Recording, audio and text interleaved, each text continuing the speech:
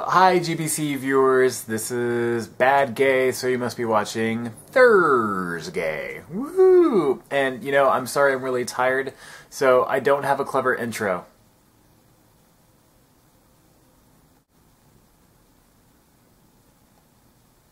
I'm a failure at life.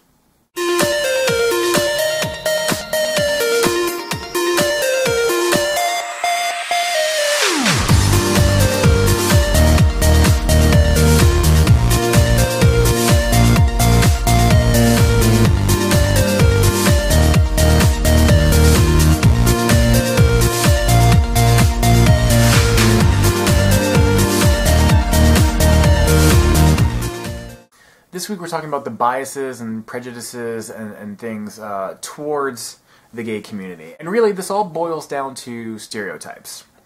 And stereotypes are mercifully as accurate as they are inaccurate. They're contradictory, in fact. And Mark was saying in his video earlier this week, stereotypically speaking, the gay community is all about, you know, sex, drugs, and rock and roll. And while there is that perception out there, I mean, really, doesn't that just sound like the standard undergraduate collegiate experience? I mean, doesn't that sound like every fraternity or sorority party, there's lots of drinking, lots of sex, and really loud rock and roll? I mean, so it's not unique in a sense. I mean, think about the stereotypes that there are about gay people. They're either incredibly effeminate and weak, or they're predatory and dangerous. I mean, these two things are so contradictory, how can, you know, they both be true?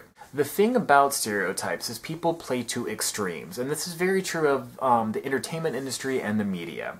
The more extreme something is, the more we're going to watch it and go, wow, that's really bizarre behavior. I can't believe somebody would do that. That is why gay pride parades always show the most scantily clad people, or the drag queens, or whatever controversial, you know, figure, a porn star, or whomever is the grand marshal of the parade. Not that there's anything wrong with being comfortable with your body, being a drag queen, or enjoying adult film. However, many people do find those things to be choices that they would not make with their own life, or simply choices that they don't understand. And it's this lack of understanding that causes the concern, because people are quite simply afraid of what they don't know. The simple truth is that gay people are just like any other people. And yes, there's going to be some that are racist. And yes, there's going to be some that are on drugs. And yes, there's going to be some that are effeminate, or are masculine, or are Muslim, or are super conservative. I mean, there's as much variety within the gay community as there is throughout the heterosexual community, as there is within the African American community, the Latino community. I mean, you can pick any sort of group. One of the unique things about being gay is that, you know, you might not be able to look at somebody and tell. It's like one of the traits that you can hide, you know. Because, you know, in theory, someone could be anywhere. You know, there's, I guess, the stigma of a possible threat. And the blessing of the internet in the past, you know, 10, 15 years is that there's so much visibility out there now. I mean, how many gay YouTubers are there out there?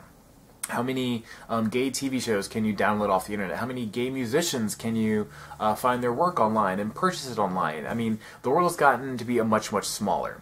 And so no longer is this, you know, lonely teenager isolated out in, you know, the Midwest, or in, you know, some country where gays are not as tolerated. They have, albeit maybe with some greater difficulty than others, access to a world of information to prove that they are just as boring as everybody else. One thing that is unique about the gay community, and this is more typical of my generation, people who were born, you know, back in because there was this longer period of time in which people were closeted, there was sort of a second puberty, you know, Guberty, whatever weird word you want to come up with it.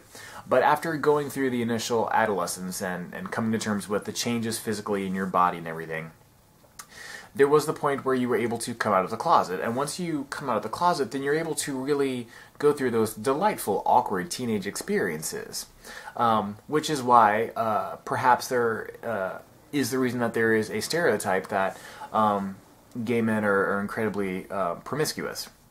And I would say that they're really no more or less promiscuous than, you know, any other teenagers. Again, remember, I teach in the public schools and have all over the country, all over the world.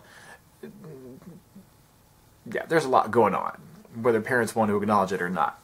However, since people were coming out, in my generation, not until their mid-20s, if later, really you were going through your awkward teenage years in those mid-20s, and now it was like, the door is open, woohoo, let's make sure the plumbing works, I'm going to find as many guys, and I'm going to make up for lost time, and yeah, and, whether people are promiscuous or not, it's not anybody else's business.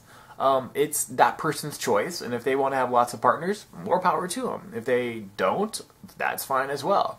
The bottom line is, it is your life, and you are entitled to live it however you see fit, as long as it doesn't interfere with someone else's ability to live their life as they see fit. I mean, I'm really not sure what I can add that hasn't already been said by Thomas and Mark and DT. You know who you are. I'm very curious what your thoughts are. Please leave me some comments down below, and we would love to have a video response. No one has given our channel a video response yet, and we want one. And I hope you have a fantastic, cool, and groovy week, and I will see you all again soon. Bye, guys.